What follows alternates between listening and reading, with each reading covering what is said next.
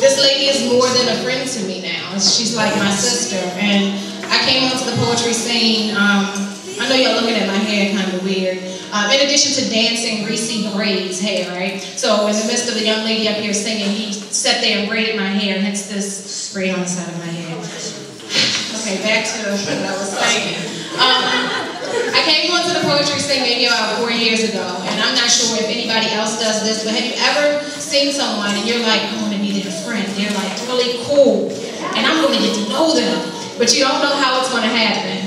And upon coming onto the scene, she was like one of my favorite writers and performers. And then time just went by, and eventually we linked. Like, we knew the same people, but we didn't know each other. So it was like, hey, how you doing, girl? And, you know, we went on to our seats, and that was it.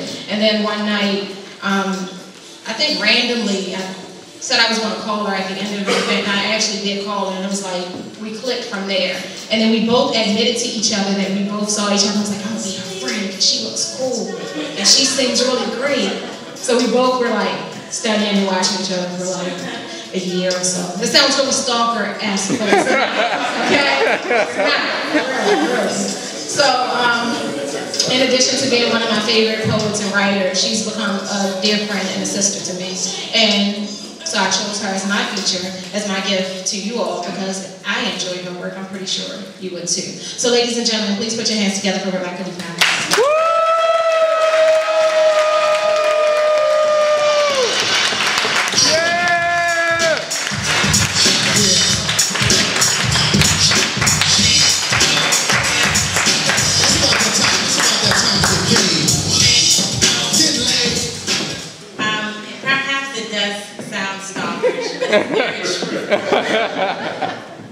I don't take the word friendship lightly. I've had some bad experiences because you trust friends, you talk to them, you share with them. And it's something about loose spirit that everyone knows. And so when I saw her, I was like, that's my homegirl right there.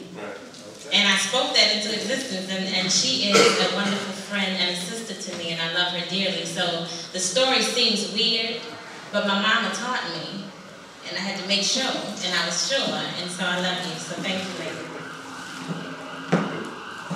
All right, I'm going to jump into the feature. I'm presently preparing to read Hamlet for my AP students. Not really excited about that, but when you teach AP, you must be on top of your game or you will get embarrassed. So I'm going to be rereading that over the Thanksgiving break. And really quickly, I have 3 new pieces I want to share. And everyone who knows me knows I get anxiety when I have new pieces. I had my book with me in case I messed up to read, and I left my book at home, so I guess the Lord is just telling me to try.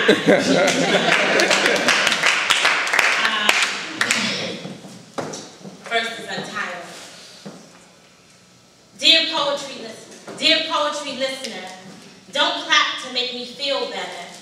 Your applause determines my drive to be better. If ever a poet needs to get themselves together, you are the best teacher.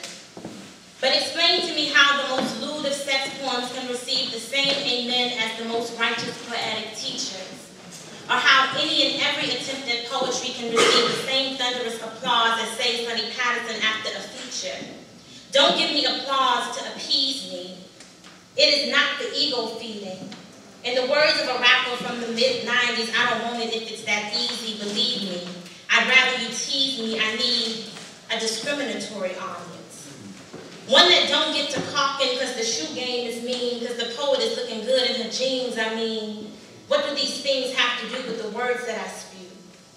The truth is that not every one of my poems were ever meant to leave the page. But by nature, open mics welcome everything to the stage. But see, you are important because you determine the condition in which the poet stays. I'll put it this way. If I was on some bullshit, but got love everywhere that I went, I wouldn't change either. I would keep showing up but never growing up. I would keep sharing my art but never preparing my art. I would keep signing your list but never refining my gift. If the message that you sent was that after you paid the price to admit, you would just take whatever you could get. And I know that there's a difference between an open mic and a poetry slam, and I have too much respect for the art to ever boo or call insane man, but damn. we need to listen to these poems. Because I don't understand how we condone some of the nonsense that so-called poets be on. How we condone some of the nonsense that so-called poets be on. How we are quick to compliment at the expense of labeling a con artist a genius. How we clap so fast before we actually listen to the poem's meaning. And I'm asking you, please, just tell me the truth. I don't mind if you come up to me later and say the poem was nice, but you still have work to do. Because we do one another a disservice if we never encourage one another to improve.